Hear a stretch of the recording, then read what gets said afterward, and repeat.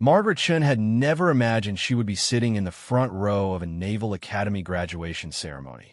The wooden chair felt uncomfortable beneath her, and she tugged nervously at the hem of her simple blue dress, the nicest one she owned. Around her, families dressed in their finest clothes chatted excitedly, their voices mixing with the sound of military bands warming up in the distance. She glanced at her watch. 2 hours until the ceremony began. 2 hours until she would see David walk across that stage and receive his commission as an officer in the United States Navy. Her son, her baby boy who used to be afraid of the dark and refused to eat vegetables. The irony wasn't lost on her. Here she was, a woman who had spent the last 25 years cleaning office buildings at night to make ends meet, watching her son graduate from one of the most prestigious military academies in the country. She had worked 3 jobs to support David after his father left when he was just 8 years old. She had scrubbed floors, washed dishes, and folded laundry in industrial machines that left her hands raw and red. Margaret remembered the day David told her he wanted to apply to the Naval Academy. She had been sitting at their tiny kitchen table, still in her work uniform from the diner where she served coffee and pie to truckers and late-night workers. David was 17 then, tall and serious, with the kind of quiet determination that reminded her of her own father. "Mom," he had said, his voice steady but his hands shaking slightly as he held the application paperwork. "I know this might sound crazy, but I want to try for the Naval Academy." She had looked at him for a long moment, taking in his earnest expression and the way he held his shoulders back, already carrying himself like a soldier. "Why?" she had asked simply. "Because I want to serve," he had replied. "And because I want to make you proud. You've sacrificed everything for me, Mom. This could change our lives." Margaret had nodded slowly, even though her heart was breaking at the thought of her son going so far away. The Naval Academy was in Annapolis, Maryland, over 1,000 miles from their small apartment in Nebraska. She had never been further than the next state over. The application process had been grueling. David needed perfect grades, which he had. He needed physical fitness scores, which he achieved by running before school every morning and doing push-ups in their living room every night. But most challenging of all, he needed a nomination from their congressman. Margaret still remembered the day they drove to the congressman's office. She had borrowed her neighbor's car and taken the day off work, losing a full day's pay that they couldn't really afford. She wore her one interview outfit, a black skirt and white blouse she had bought at a thrift store for David's high school award ceremonies. The congressman's office was intimidating, all dark wood, and leather chairs that probably cost more than Margaret made in a month. David had worn his only suit, one they had found at a consignment shop, and had tailored to fit his growing frame. He sat straight-backed and answered every question with the kind of respectful confidence that made Margaret's chest swell with pride. "Why do you want to serve your country?" the congressman had asked. David had glanced at his mother before answering. "Sir, my mom worked 3 jobs to raise me after my dad left. She never complained, never asked for help, and never gave up on me. I learned from her that service isn't about glory or recognition. It's about doing what's right, even when it's hard. Especially when it's hard." The congressman had looked at Margaret then, really looked at her, and she had felt herself shrinking in her chair. She was just a cleaning lady, a single mother who had barely finished high school herself. What was she doing in this place, dreaming these impossible dreams for her son? But David had continued. "The Navy represents the values my mother taught me: honor, courage, and commitment. I want to serve because I believe in something bigger than myself, and I want to protect the freedoms that allowed my mom to build a life for us, even when everything seemed impossible." They had gotten the nomination. The acceptance letter had arrived on a Tuesday in March. Margaret had been coming home from her morning shift at the diner when she saw the official envelope in their mailbox. Her hands had shaken as she called David at school to come home immediately. They had opened it together, standing in their narrow hallway with its peeling wallpaper and worn carpet. When David read the word "congratulations," he had picked her up and spun her around, both of them crying and laughing at the same time. "We did it, Mom," he had whispered into her hair. "We actually did it. But Margaret knew the truth. David had done it. Her brilliant, determined son had earned his way into the Naval Academy through sheer force of will and character. All she had done was love him and work hard enough to keep them afloat. The 4 years that followed had been the longest of Margaret's life. David was allowed limited visits home, and she couldn't afford to travel to Maryland to see him. They talked on the phone when they could, and he wrote letters that she kept in a shoebox under her bed. She followed his progress through those letters, learning about naval history and engineering concepts she didn't fully understand, but that filled her with pride nonetheless. She had continued working her 3 jobs, saving every penny she could in case David needed anything. She had moved to an even smaller apartment to save money and had learned to live on rice and beans so she could send him care packages filled with his favorite cookies and the local newspapers he said he missed. The other midshipmen came from different worlds of privilege and legacy admissions where fathers and grandfathers had served as officers and families had summer homes and college funds. David never complained about being different, but Margaret could read between the lines of his letters. She knew he felt the weight of being the scholarship kid, the one whose mother cleaned buildings for a living. "Don't you ever be ashamed of who you are or where you come from," she had told him during one of their phone calls. "Your father might have left, but you carry the best parts of both of us. And you're going to be an officer not because of money or connections, but because you earned it." Now, sitting in this ceremony hall, surrounded by families who seemed to belong here in a way she never would, Margaret felt that familiar mixture of pride and insecurity. She looked around at the other mothers in their designer dresses and professional hairstyles, chatting easily about their sons' career prospects and post-graduation plans. Margaret had taken 2 weeks off work to come to this ceremony. 2 weeks without pay that would mean eating even more simply for the next few months. But she wouldn't have missed it for anything. She had promised David she would be here, and she had never broken a promise to her son. The program in her lap detailed the ceremony's order of events.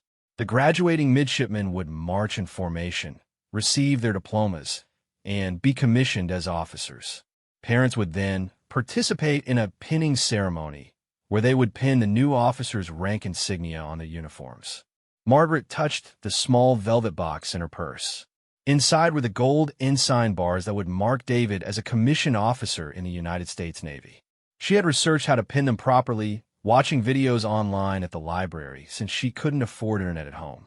A woman in the row behind her was talking loudly on her phone about the reception she had planned at the country club, complete with a jazz band and catered dinner for 50 guests. Margaret's reception would be a quiet dinner at whatever restaurant David chose, probably something modest that wouldn't strain her carefully saved money. But none of that mattered. David was graduating. Her son, the boy who used to build forts out of cardboard boxes and dream of adventures beyond their small town, was about to become a naval officer.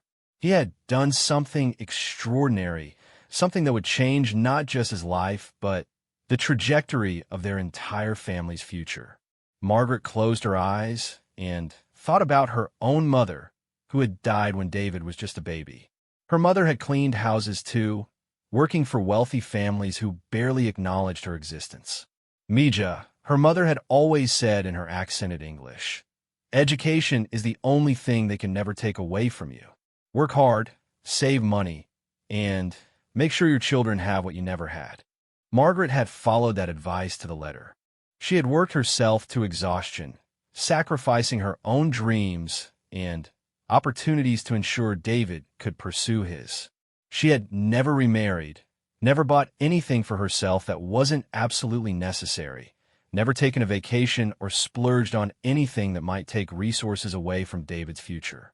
And today, all of that sacrifice would be worth it. The ceremony hall was filling up now. Families were finding their seats, adjusting cameras, and sharing stories about their midshipmen. Margaret listened to fragments of conversations around her, talk of family military traditions dating back generations, of summer homes in Martha's Vineyard, of job offers from prestigious companies. She thought about David's job offers. He had been accepted to flight school and would train to become a naval aviator. It was dangerous work, but it was what he had dreamed of since he was a little boy, making airplane noises while running around their apartment. Margaret was proud and terrified in equal measure. A military band began playing patriotic songs as the ceremony hour approached. Margaret checked her appearance in her small compact mirror, smoothing her graying hair and applying a fresh coat of the lipstick she had bought specifically for this occasion. She wanted to look her best for David, wanted him to be proud when he saw her in the audience. She thought about the letter he had written her just last week, his final letter before graduation. In it, he had thanked her for everything she had sacrificed, for believing in him when no one else would, for showing him what real strength looked like. "You raised a naval officer, Mom," he had written, "not because you had money or connections or a military background, but because you taught me what honor really means. You taught me that true service starts at home with the people we love and extends outward from there. I'm proud to be your son, and I promise I'll spend the rest of my career living up to the example you set." Margaret had cried when she read those words, sitting alone in her small apartment after a long shift at the diner. She had saved that letter separately from all the others, keeping it in her purse so she could read it whenever she needed reminding that all the sacrifice had meant something. The band's music grew louder, and Margaret could see military personnel beginning to gather at the edges of the ceremony area. Soon, very soon, she would see David march in with his class, looking sharp and proud in his dress uniform. She had no idea that in less than 2 hours, her life would change in a way she could never have imagined. She had no idea that her presence at this ceremony would mean far more than just being a proud mother watching her son graduate. She had no idea that someone else in that ceremony hall had been waiting 25 years to see her face again. Margaret Chun sat quietly in her chair, clutching her program and thinking about the journey that had brought them to this moment. She was just a mother who had worked hard and loved deeply.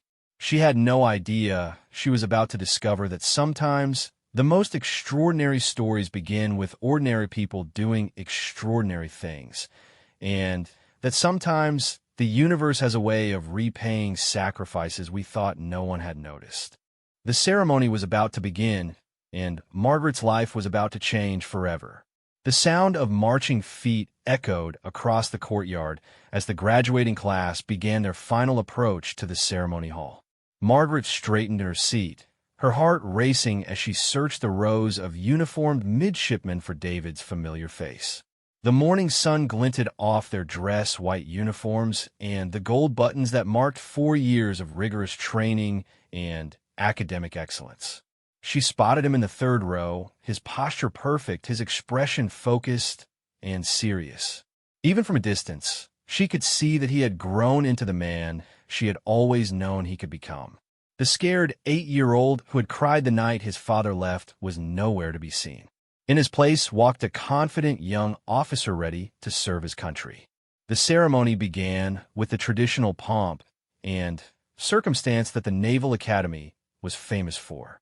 Admiral James Richardson, the Academy's superintendent, took the podium to address the graduating class and their families. His voice carried across the silent audience as he spoke about duty, honor, and the sacred trust being placed in these new officers. Margaret tried to focus on his words, but her attention kept drifting to David. She had missed so much of his life over the past 4 years. The late-night study sessions, the friendships he had formed, the challenges he had overcome, all of it had happened while she was working her shifts, saving her money, and counting the days until she could see him again. She remembered their last conversation before she left for Maryland. David had called her from the academy, his voice excited but nervous. "Mom, there's going to be a lot of important people at the ceremony," he had warned her. "Admirals, congressmen, people with titles I can't even pronounce. Don't let them intimidate you. You belong there just as much as anyone else." But sitting here now, surrounded by families who seemed so comfortable in this world of military tradition and protocol, Margaret couldn't help but feel out of place.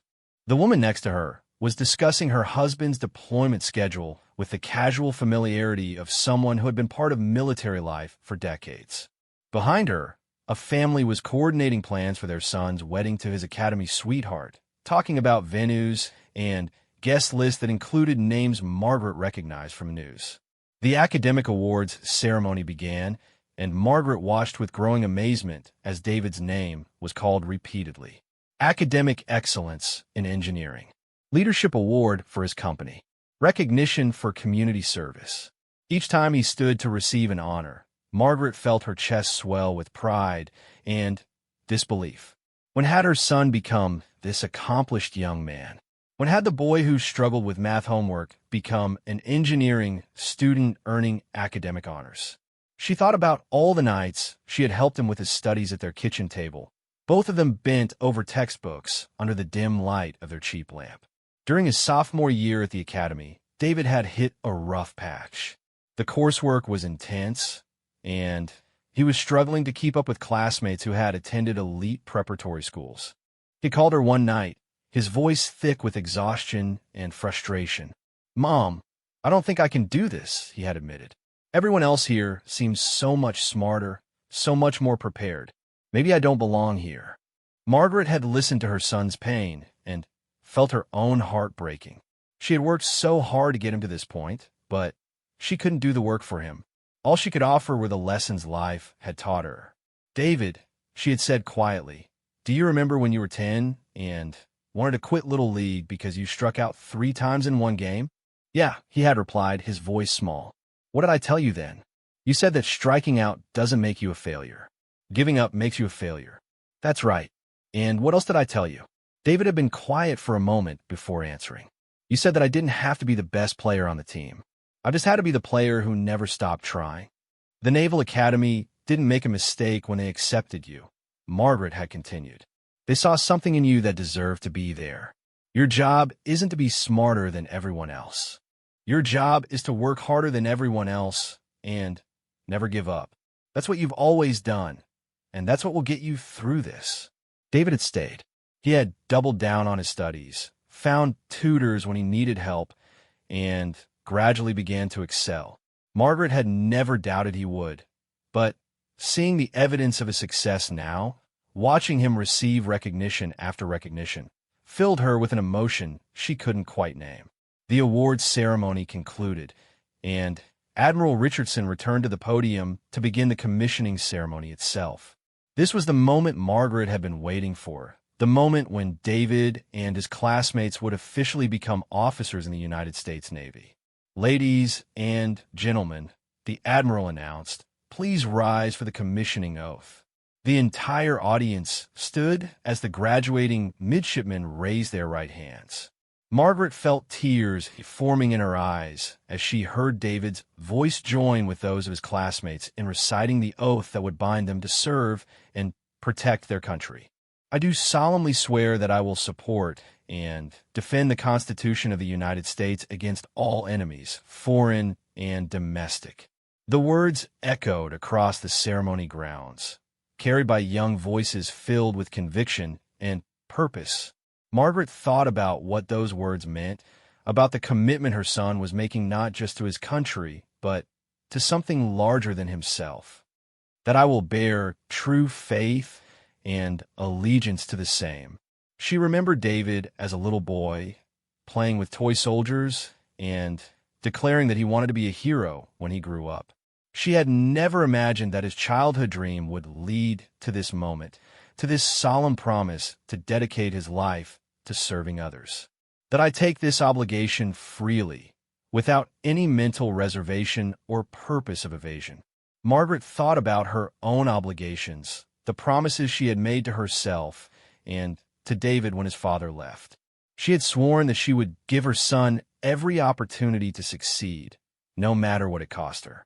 She had kept that promise, working herself to exhaustion for 25 years to ensure David could stand here today. "And that I will well and faithfully discharge the duties of the office on which I am about to enter. So help me God." The oath concluded, and the new officers lowered their hands. Margaret wiped away tears she hadn't realized were falling. Her son was now Ensign David Chun, United States Navy. The ceremony continued with the traditional hat toss, as the new officers threw their midshipman caps high into the air and donned their new officers' caps. Children from the audience ran onto the field to collect the discarded caps as souvenirs, their laughter mixing with the cheers of proud families. Margaret watched David put on his new cap and adjust his uniform. He looked so grown up, so official. She tried to memorize every detail of this moment. The way the morning light caught the gold on his uniform, the serious expression on his face, the straight line of his shoulders as he stood at attention. But as the ceremony moved toward its conclusion, Margaret noticed something happening that she didn't quite understand. Admiral Richardson had stepped down from the podium and was walking through the ranks of new officers, stopping occasionally to speak with individual graduates. This wasn't part of the program, and Margaret could see confusion rippling through the audience. The Admiral was moving with purpose, clearly looking for someone specific. Margaret watched as he consulted a piece of paper in his hand, scanning faces as he walked. When he reached David's row, he stopped and spoke briefly with her son. Margaret couldn't hear what was being said, but she saw David's expression change from confusion to surprise to something that looked almost like shock. The Admiral nodded and then, to Margaret's complete bewilderment, began walking toward the audience section where she was sitting. The families around her had noticed too. Conversations stopped as people turned to watch the Admiral's progress through the crowd. Margaret felt a growing sense of panic. Had something gone wrong? Was David in trouble? Had she done something she wasn't supposed to do? Admiral Richardson was getting closer, and Margaret could see that he was indeed looking directly at her. Her mouth went dry, and she clutched her purse tighter, the small box with David's ensign bars pressing against her fingers. The Admiral stopped at the end of her row and spoke quietly to the families there. They immediately stood and stepped aside, creating a clear path to Margaret's seat. She looked around desperately, hoping he was looking for someone else, but there was no mistaking his destination. Mrs. Chun. Admiral Richardson's voice was gentle, but carried the authority of his rank. Mrs. Margaret Chun? Margaret nodded, not trusting her voice to work properly. Ma'am, would you please stand? Margaret stood on shaking legs, aware that every eye in the ceremony was now focused on her. She had no idea what was happening, but she knew it was something significant. Admirals didn't interrupt graduation ceremonies to speak with individual parents unless something important was taking place. Mrs. Chun, Admiral Richardson said, his voice now loud enough for the entire audience to hear, would you please join me at the podium? The request hit Margaret like a physical blow. Join him at the podium? In front of all these people? She looked toward David, hoping for some explanation, but his expression was as confused as hers. Sir, she managed to whisper, I think there's been a mistake. I'm just here to watch my son graduate. Admiral Richardson smiled, and there was something in his expression that reminded Margaret of David when he was keeping a surprise. Mrs. Chun, there's no mistake. Please, if you would. Margaret looked around the ceremony one more time, seeing hundreds of faces turned toward her with curious expressions. She thought about running, about sitting back down, and pretending this wasn't happening. But David was watching, and she had never backed down from anything when her son was counting on her. She took a deep breath, smoothed her simple blue dress, and began the long walk toward the podium. Each step felt surreal, as if she were moving through a dream she didn't understand. The crowd was completely silent now, waiting to see what would happen next. As she reached the podium, Admiral Richardson offered her his arm like a gentleman escorting a lady. Margaret took it, grateful for the support, and allowed herself to be guided up the steps to where the Admiral had been speaking just minutes before. Standing at the podium, looking out at the sea of faces, Margaret felt completely exposed and utterly confused. What could she possibly have done to warrant this attention? She was nobody special, just a working mother who had sacrificed to give her son opportunities. Admiral Richardson stepped to the microphone, and his voice carried across the silent ceremony grounds. Ladies and gentlemen, I'd like to tell you about a letter I received 6 months ago from Ensign David Chun. Margaret's heart stopped. David had written to the Admiral? About what? Ensign Chun wrote to me about his mother, Mrs. Margaret Chun, and about the sacrifices she made to get him to this day. He told me about a woman who worked 3 jobs to support her son after his father left the family. He told me about a mother who moved to progressively smaller apartments so she could save money for her son's education. He told me about a woman who lived on rice and beans so she could send care packages to her son at the academy. Margaret felt the world spinning around her. David had told the Admiral about their private struggles, about the details of their life that she had tried so hard to keep hidden. But that's not why Mrs. Chun is standing here today, Admiral Richardson continued. She's here because 6 months ago, I realized that I knew this remarkable woman from another time and place. 25 years ago, I was a young lieutenant stationed at Norfolk Naval Base. I was single, living alone, and frankly feeling pretty sorry for myself. Margaret's breath caught in her throat. Norfolk Naval Base. 25 years ago. I was working late one night, pulling duty as officer of the day, when I got a phone call that changed my perspective on service forever. It was from a cleaning lady who worked the night shift in our building. She had found something in one of the offices that she thought I should see. Margaret's legs nearly gave out beneath her as the memory came flooding back. Norfolk Naval Base, 1999. The night that had changed everything for her and David, though she had never imagined anyone remembered it except her. Admiral Richardson's voice carried across the silent ceremony grounds as he continued his story. This cleaning lady had discovered classified documents that had been left unsecured in an office. She could have simply thrown them away or ignored them. Instead, she called the duty officer because she knew that protecting those documents was important, even if she didn't understand exactly what they contained. Margaret remembered that night with crystal clarity. She had been 28 years old, working her second job of the day, cleaning the offices at the naval base. David was only 3 then, staying with Mrs. Rodriguez next door while Margaret worked the night shift. Money was desperately tight, and the cleaning job at the base paid better than most because of the security clearance requirements. She had been emptying wastebaskets in one of the administrative offices when she noticed papers scattered on the floor beside the desk.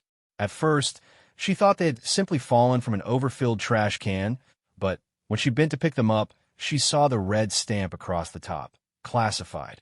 Margaret had stopped cleaning immediately.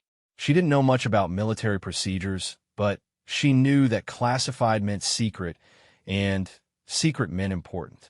She had stared at those papers for a long moment, debating what to do. She could put them in the trash and pretend she had never seen them. She could leave them on the desk for whoever had dropped them to find in the morning.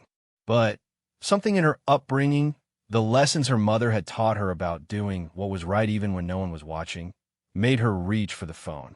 I was that duty officer, Admiral Richardson continued, his voice bringing Margaret back to the present moment.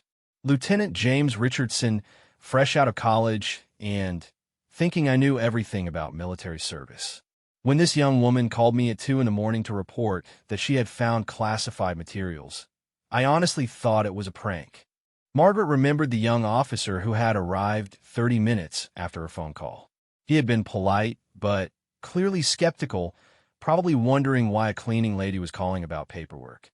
She had shown him the documents and explained where she had found them, watching as his expression changed from mild annoyance to serious concern. What I discovered that night, Admiral Richardson said, was that those documents contained sensitive information about ship movements and personnel deployments. If they had fallen into the wrong hands, American lives could have been at risk. But more than that, I discovered something about integrity and service that wasn't taught in any classroom at the Naval Academy. The young lieutenant had spent 2 hours that night filling out reports and securing the documents. He had explained to Margaret that someone had violated protocol by leaving classified materials unsecured, and that her phone call had prevented a potential security breach. He had thanked her formally and professionally, but Margaret had sensed that something about the incident had affected him deeply. This young woman, Mrs. Chun, wasn't military. She had no training in security procedures, no oath of service, no legal obligation to protect those documents. But She understood something fundamental about duty that I was still learning. She understood that service isn't about rank or recognition. It's about doing what's right because it's right, regardless of whether anyone will ever know or thank you for it. Margaret felt tears streaming down her cheeks as she remembered the aftermath of that night. The security investigation that followed had been thorough but discreet. The officer who had left the documents unsecured faced disciplinary action, and new procedures were put in place to prevent similar incidents. But for Margaret, the consequences had been different. 3 weeks after that night, she was called to a meeting with the base security officer. She had been terrified, worried that she was in trouble somehow, that her security clearance would be revoked, and she would lose the job she desperately needed. Instead, the security officer had informed her that she was being recommended for a civilian commendation for her alertness and dedication to security protocols. More importantly, he had offered her a better position with the base custodial services, one that came with a significant pay increase and health benefits for her and David. That promotion had been the beginning of Margaret's climb toward stability. The increased income had allowed her to reduce her work to 2 jobs instead of 3. The health benefits had meant that David could see a doctor regularly and get the glasses he needed for school. It had been the first break Margaret had caught since David's father left, and it had come from simply doing what she thought was right. Over the years, Admiral Richardson continued, I've thought many times about that night and about the lesson Mrs. Chun taught me without even realizing it. As I advanced in rank and responsibility, I try to remember that true service often happens in quiet moments when no one is watching. It happens when people choose to do the right thing simply because it's right. Margaret looked out at the audience and saw that many people were wiping away tears. She saw David in his formation, his face a mixture of pride and amazement. She realized that he had never known the details of what happened that night at Norfolk, had never understood how it connected to the slightly better life they had built together. When I received Ensign Chen's letter about his mother's sacrifices, Admiral Richardson said, I knew the name was familiar. When I researched further and confirmed that Mrs. Margaret Chun was the same woman who had called me 25 years ago, I realized that this ceremony was an opportunity to complete a circle that began on a night when a young cleaning lady taught a young lieutenant what honor really means. The Admiral turned to face Margaret directly. Mrs. Chun, 25 years ago, you demonstrated the highest ideals of service and integrity. You didn't do it for recognition or reward. You did it because it was right. Today, your son is being commissioned as an officer in the United States Navy, and I believe that his character, the character that earned him this commission, was shaped by your example. Margaret tried to speak, but no words would come. She had never imagined that anyone remembered that night, had never thought it was particularly significant. She had simply done what felt right in the moment, the way her mother had taught her. Ladies and gentlemen, Admiral Richardson announced, it is my honor to present Mrs. Margaret Chun with the Navy's Civilian Service Award for Distinguished Service to our nation's security. But more than that, I want to recognize her for something far more important, for raising a son who embodies the values of honor, courage, and commitment, and for demonstrating through her own life what it means to serve others. The Admiral reached into his jacket and withdrew a small blue box. Inside was a medal Margaret had never seen before, attached to a ribbon in navy blue and gold. As he pinned it to her dress, she felt the weight of 25 years of struggle and sacrifice crystallizing into this single moment. Mrs. Chun, Admiral Richardson said quietly, so only she could hear, that night in 1999, you saved more than classified documents. You reminded a young officer why he chose to serve. That lesson has guided me throughout my career, and it has made me a better leader and a better man. Thank you.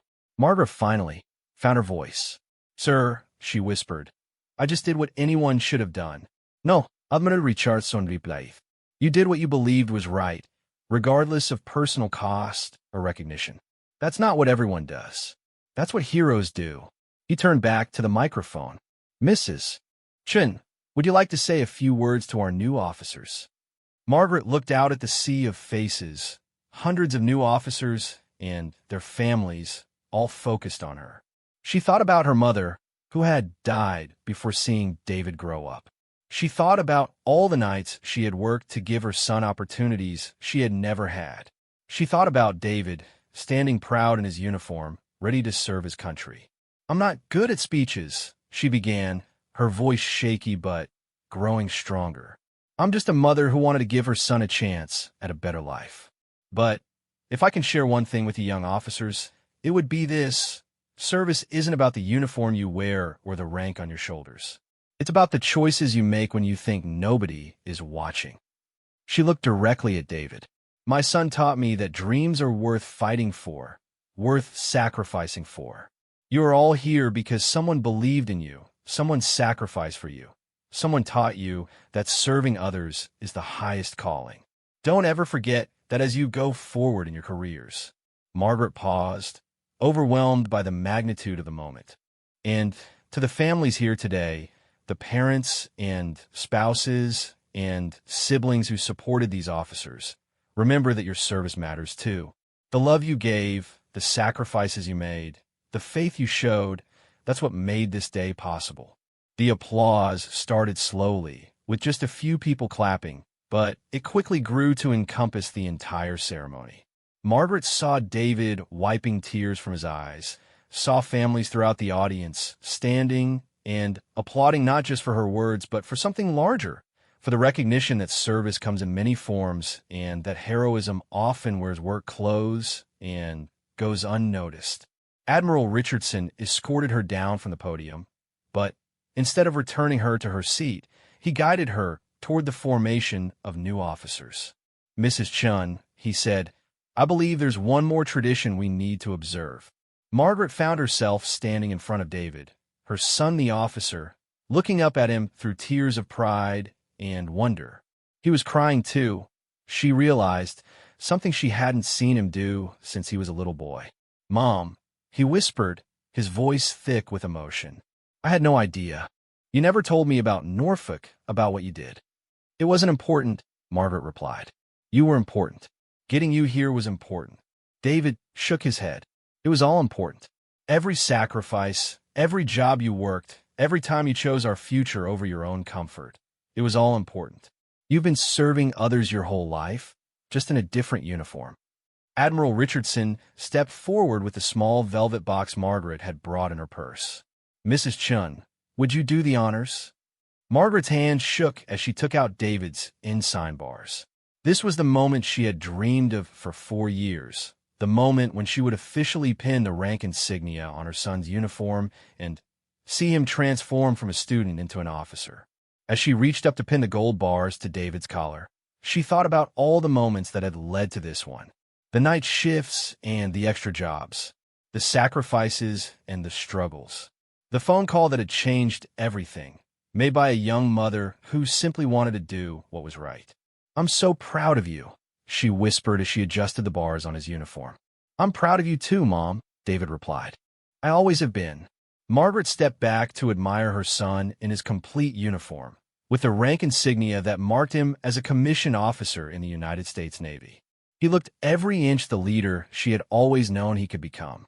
But as she looked at him, Margaret realized that something had changed in how she saw herself. For 25 years, she had thought of herself as just a working mother doing what she had to do. Today, she had learned that her actions had mattered in ways she had never imagined, that her example had shaped not just her son, but others who had crossed her path. She was still the same woman who had worked 3 jobs to raise her son. But now she understood that she had been serving something larger than herself all along.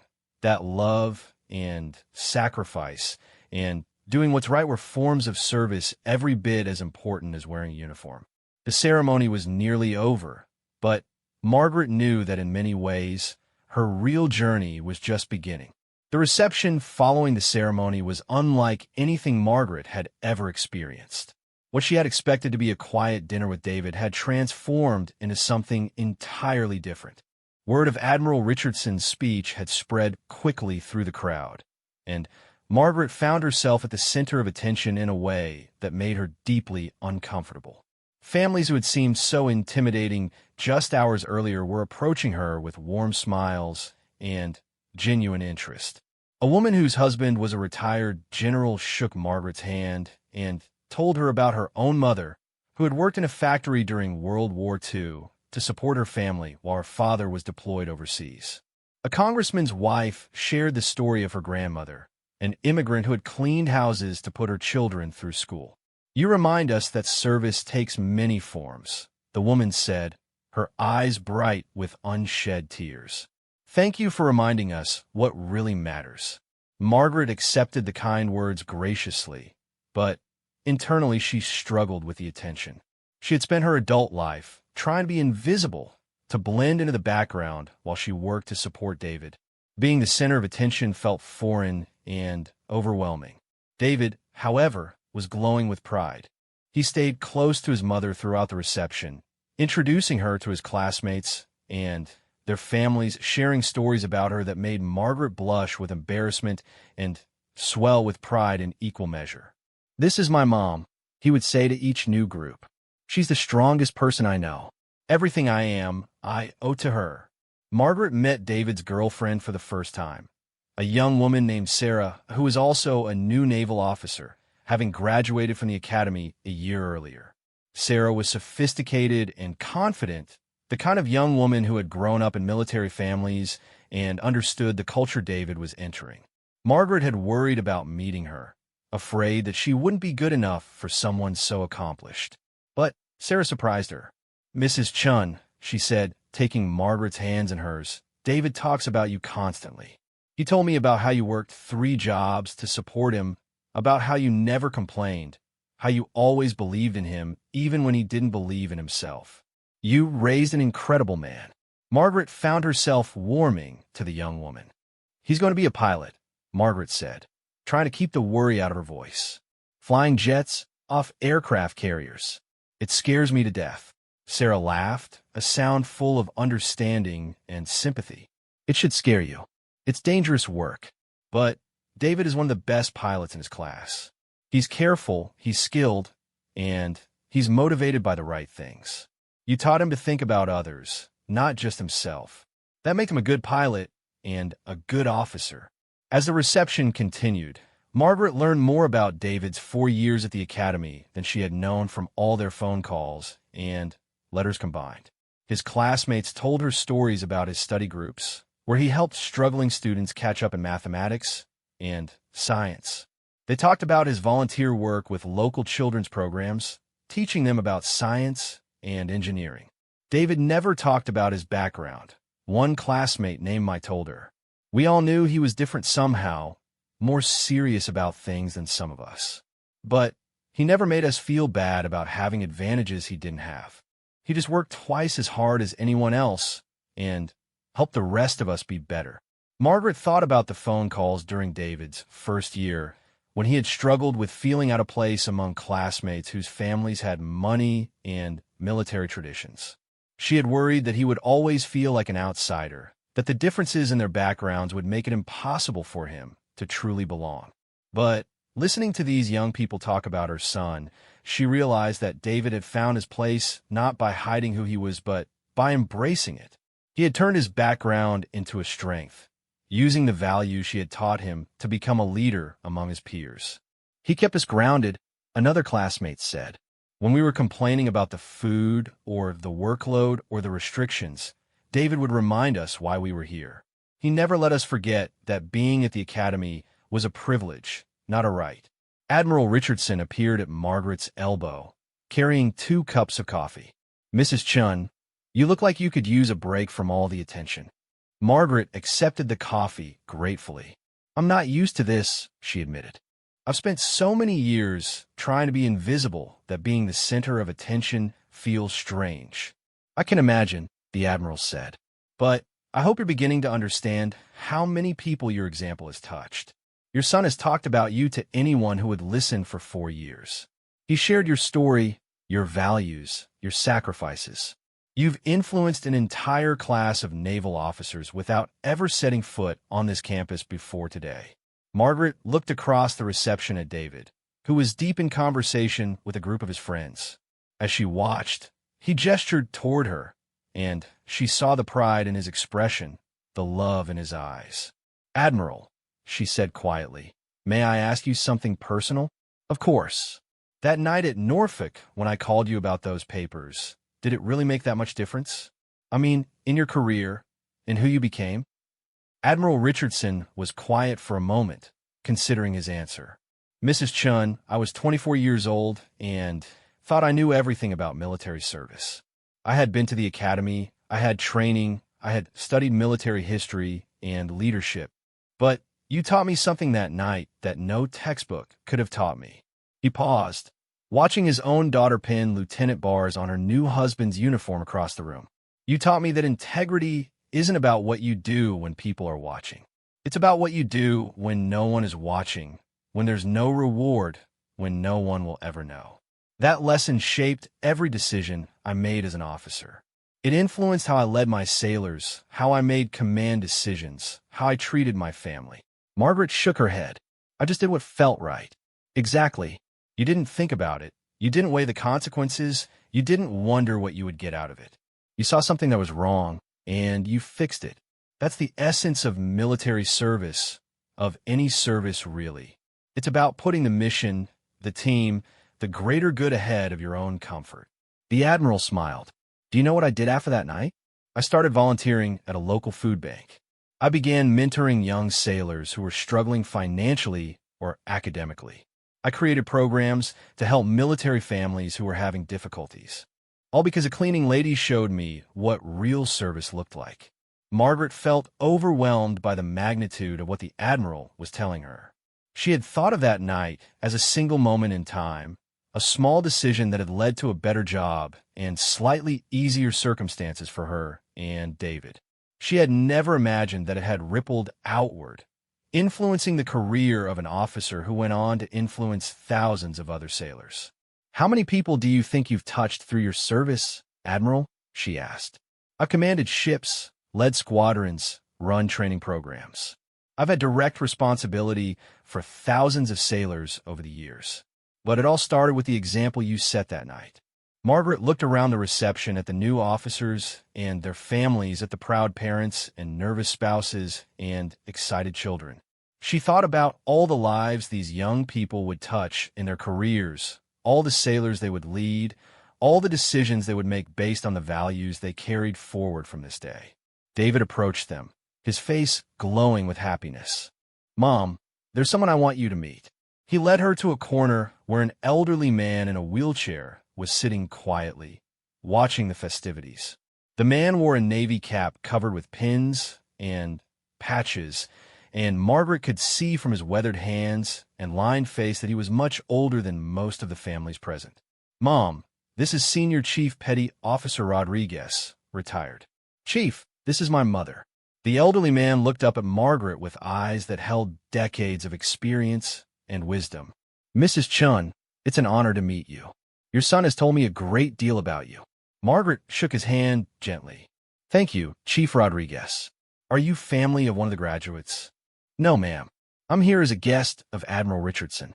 I served under him when he was a lieutenant commander, and he's invited me to several of these ceremonies over the years." The chief paused, his eyes twinkling. "He also told me about what happened at Norfolk in 1999. Margaret felt her cheeks redden. "Chief, that was nothing special." "Ma'am, with respect, you're wrong about that." Chief Rodriguez leaned forward in his wheelchair. "I've been in the Navy for 37 years. I've seen a lot of officers come and go, and I can tell you that Admiral Richardson is one of the finest leaders I've ever served under. The way he treats his sailors, the way he makes decisions, the way he puts mission and people before his own advancement, that doesn't happen by accident." The chief looked toward Admiral Richardson, who was speaking with another family across the room. "He told me once about a cleaning lady who taught him what integrity really meant. He said that lesson changed how he thought about leadership and service. Mrs. Chun, I want you to know that your example influenced not just the Admiral, but every sailor who served under his command."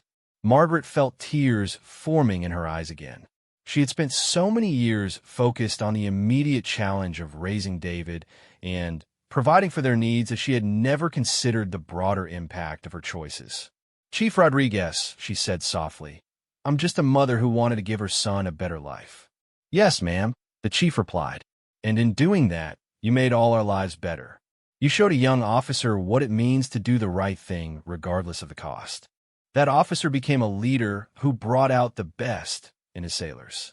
Those sailors went on to lead others and teach the same values to the next generation. David listened to this conversation with growing amazement. "Mom, did you know about any of this?" Margaret shook her head.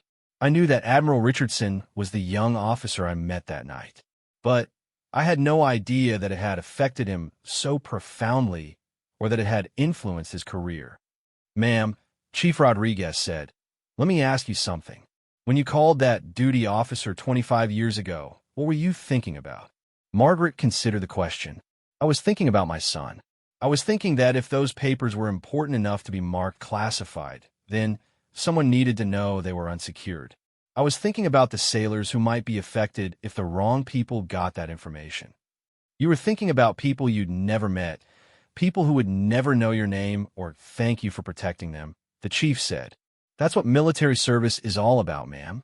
It's about protecting people you'll never meet, making sacrifices for the greater good, doing what's right even when it's hard." Margaret looked at David, so proud and handsome in his new uniform, and realized that their journey together was far from over. He was about to begin his own career of service, carrying forward the values she had tried to teach him through her example rather than her words. "David," she said, "I want you to remember something as you begin your naval career. Service isn't about recognition or advancement or even the uniform you wear. It's about the choices you make every single day, especially when you think no one is watching. It's about putting others before yourself, about doing what's right because it's right." David nodded seriously. "I understand, Mom. You've been teaching me that my whole life." As the reception began to wind down, Margaret reflected on the extraordinary day she had experienced. She had come to see her son graduate, expecting to be a quiet observer of his achievement. Instead, she had discovered that her life had mattered in ways she had never imagined, that her example had influenced others far beyond her family. But more than that, she had learned something about the true nature of service and sacrifice. It wasn't about grand gestures or public recognition.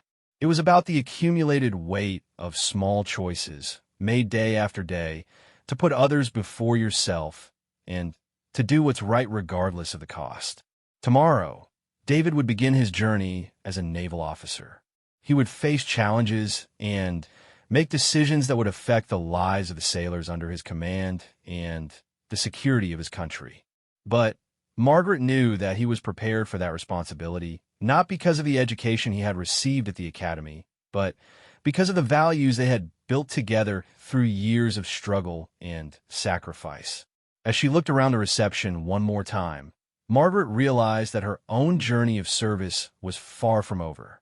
She had learned today that her example mattered, that her choices had rippled outward in ways she had never imagined. She was no longer just a working mother trying to survive.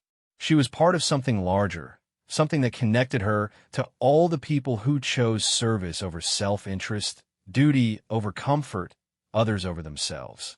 The formal ceremony was ending, but Margaret knew that the real work, the daily choice to serve others, was just beginning for all of them. 3 months after the graduation ceremony, Margaret Chin stood in her small apartment in Nebraska, packing a suitcase she had never thought she would need. The phone call had come a night before, and she was still processing the enormity of what had been offered to her. Admiral Richardson's voice had been warm and familiar when he called. "Mrs. Chun, I hope you don't mind me reaching out to you directly." "Of course not, Admiral," Margaret had replied, though she couldn't imagine why he would be calling her. "I have a proposition for you, and I hope you'll consider it carefully before you answer." Margaret had sat down in her kitchen chair, the same one where she had helped David with his homework for so many years. "What kind of proposition?" The Navy is launching a new mentorship program for the families of enlisted sailors who are facing financial hardships or struggling to navigate military life. We need someone to coordinate the program, someone who understands what it means to work multiple jobs to support a family, someone who knows what real sacrifice looks like. Margaret had been quiet for a moment, not sure she was understanding correctly. Admiral, I don't have any qualifications for something like that. I'm not a social worker or a counselor. I never even finished college. Mrs. Chun, you have something more valuable than any degree. You have lived experience. You know what it means to struggle, to sacrifice, to persevere against difficult odds. You know what it means to raise a child who goes on to serve others. The families we want to help need someone who truly understands their challenges, not someone who has read about them in textbooks. The position would be based in Norfolk, Virginia, the same base where Margaret had worked as a cleaning lady 25 years earlier, where she had made the phone call that had unknowingly changed the trajectory of several lives. The irony wasn't lost on either of them. The job would involve coordinating support services, connecting families with resources, and providing mentorship to spouses and parents who are struggling with the demands of military life. It's not easy work, but I think you would be extraordinarily good at it. Margaret had thought about David, now stationed in Pensacola for flight training. She thought about the small apartment that had been home for so many years, but which now felt empty without David's presence. She thought about the cleaning jobs and the diner shifts that had defined her adult life. Admiral, why me? There must be hundreds of people more qualified. Because Admiral Richardson had said, you've already been doing this work your entire life. You've been mentoring and supporting and sacrificing for others. The only difference is that now you'll be paid to do it, and you'll have resources to help families in ways you never could before. Now, as Margaret folded her simple clothes into the suitcase, she thought about the conversation she had had with David when she called to tell him about the offer. Mom, this is incredible, he had said, his voice filled with excitement. You have to take it. I don't know, David. It's such a big change. I've never done anything like this before. Mom, you've been doing exactly this your entire life. You've been mentoring me, supporting me, helping me navigate challenges. You've been doing it for our neighbors, for the families at the diner who are struggling. You just weren't getting paid for it. David had paused, and Margaret could hear the emotion in his voice when he continued. Mom, you taught me that service isn't about what you get out of it. It's about what you give. This is your chance to give to other families what you gave to me.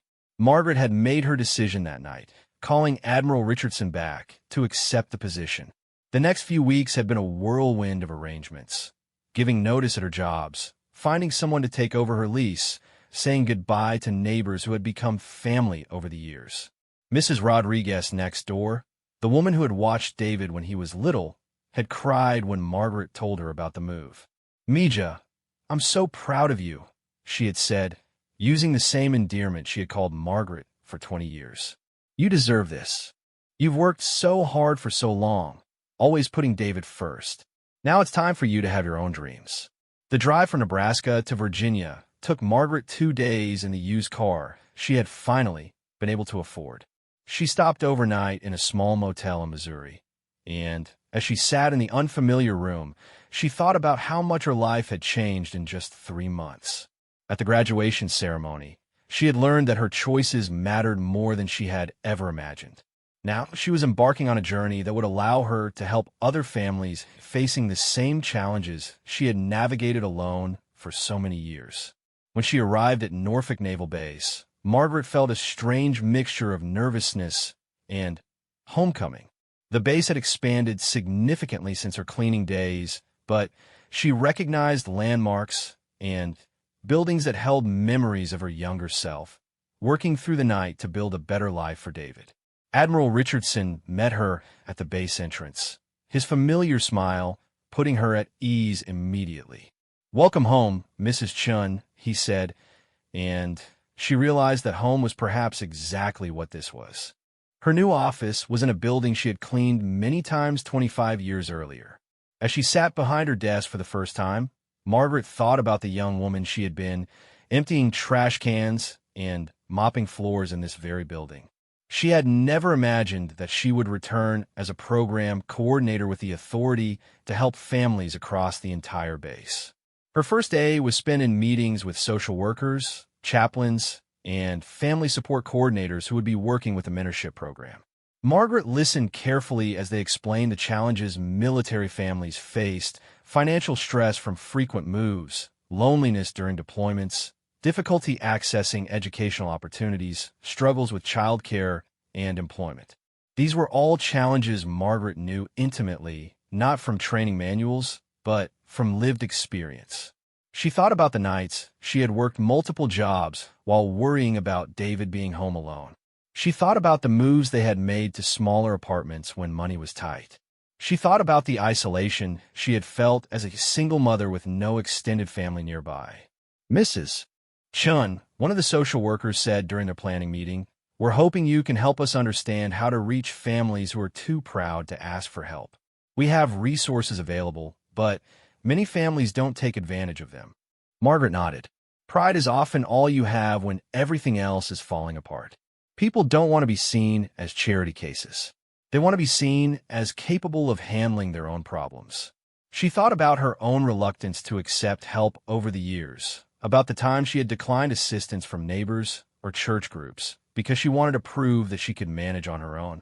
The key, Margaret continued, is to offer opportunities, not handouts. Instead of saying, "We think you need help," you say, "We have this program, and we think you'd be great at it." Instead of offering charity, you offer partnership. Over the following weeks, Margaret threw herself into the work with the same dedication she had brought to her cleaning jobs and diner shifts. She met with military spouses who were struggling to find employment due to frequent relocations. She worked with parents who were trying to support children with special needs while dealing with deployments. She connected families with educational opportunities, job training programs, and childcare resources. But more than anything, she listened. Margaret had learned from her own experience that sometimes the most valuable thing you could offer someone was the knowledge that they weren't alone, that someone understood their struggles and believed in their ability to overcome them. One of her first clients was a young woman named Lisa, whose husband had been deployed for 8 months. Lisa was trying to finish nursing school while caring for 2 small children, and she was falling behind on rent because her part-time job didn't pay enough to cover their expenses. Margaret sat with Lisa in her office, hearing an echo of her own younger self in the woman's tired voice and determined expression. "I don't want a handout," Lisa said firmly. "I just need a chance.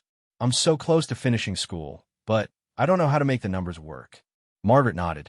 "What if I told you there was a program that provided housing assistance to military families with students, and that we needed someone with your background to help develop materials for other nursing students in similar situations? Would you be interested in being part of that?" Lisa's eyes lit up. "You mean I could help other people while getting help myself?" "That's exactly what I mean. The best mentors are people who have walked the same path." 6 months into her new position, Margaret received a letter that made her sit down hard in her office chair. It was from a young sailor named Marcus, whose wife had been part of Margaret's mentorship program. "Mrs. Chun," the letter began, "I don't know if you remember my wife, Jennifer.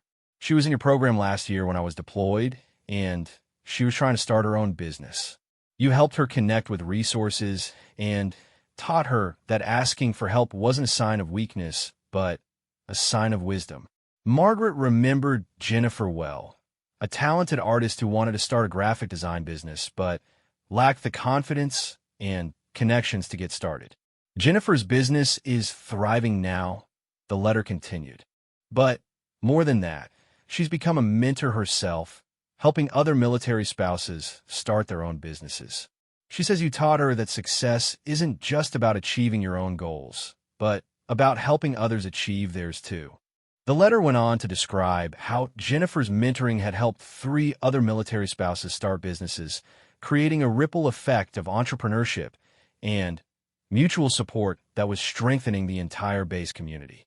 Margaret thought about the phone call she had made 25 years earlier about the classified document she had found on an office floor. She thought about Admiral Richardson's words at David's graduation ceremony, about the ripple effects of doing what was right even when no one was watching. Now she was seeing those same ripples in her new work. Every family she helped, every mentor she trained, every connection she facilitated was creating new ripples that spread outward in ways she might never fully know or understand. That evening, Margaret called David at his training base in Pensacola. He was halfway through flight school and loving every minute of it, though she could hear the stress in his voice as he described the demanding schedule and intense competition. "Mom, how's the new job going?" he asked. "It's wonderful, David. Hard sometimes, but wonderful. I'm helping families the way I wish someone had been able to help us when you were little." "Are you happy?" "Really happy." Margaret considered the question carefully. For most of her adult life, happiness had seemed like a luxury she couldn't afford. She had been focused on survival, on providing for David, on getting through each day and each challenge. "Yes," she said finally, and realized that it was true. "I'm happy. I'm doing work that matters, work that helps people. I'm using everything I learned during our hard years to make those years easier for other families." "Mom, I'm so proud of you. You've gone from working 3 jobs just to survive to running a program that helps hundreds of families. You've proven that you can succeed at anything you set your mind to." After they hung up, Margaret walked out onto the small balcony of her new apartment near the base. She could hear the sounds of military life around her. Jets taking off from the airfield, the distant sound of evening colors being played, families calling children in for dinner. She thought about the letter from Marcus, about Jennifer's success, and the other spouses she was now mentoring. She thought about Admiral Richardson and the lesson he said she had taught him about integrity. She thought about David, pursuing his dream of becoming a naval aviator. Margaret realized that her story wasn't ending with David's graduation. In many ways, it was just beginning. She had spent 25 years learning lessons about service, sacrifice, perseverance, and love. Now she had the opportunity to share those lessons with others, to help them navigate challenges that might otherwise seem overwhelming. She had come to the Naval Academy graduation ceremony just to see her son graduate. She had never imagined that she would leave with a new understanding of her own value, a new sense of purpose, and a new career dedicated to serving others. Margaret Chun had always been a servant, first to her son, then to her employers, always to her community. But now she understood that service was not something that diminished you or used you up. Service, real service, was something that multiplied. Every person you helped, every life you touched, every example you set created new possibilities for others to serve and to succeed. As she stood on her balcony, watching the sun set over Norfolk Naval Base, Margaret felt a deep sense of peace. She had raised a son who would serve his country with honor. She had found work that gave her life new meaning and purpose. She had learned that her choices mattered more than she had ever imagined. Most importantly, she had discovered that the qualities that had sustained her through years of struggle, resilience, compassion, determination, and love, were not just survival skills. They were leadership skills. They were the foundation of service. Margaret Chun had come a long way from the young single mother who had worked 3 jobs to support her son. But in the most important ways, she was still exactly the same person, someone who believed that doing what was right mattered, that serving others was the highest calling, and that love could overcome any obstacle. Tomorrow, she would return to her office, to the families who needed her guidance and support. She would continue to be a servant, but now she understood that she was also a leader, a mentor, and a force for positive change in the world. The circle that had begun with a phone call 25 years ago was complete, but the ripples it had created would continue spreading outward for years to come, touching lives in ways that Margaret might never fully know, but would always be grateful to be part of.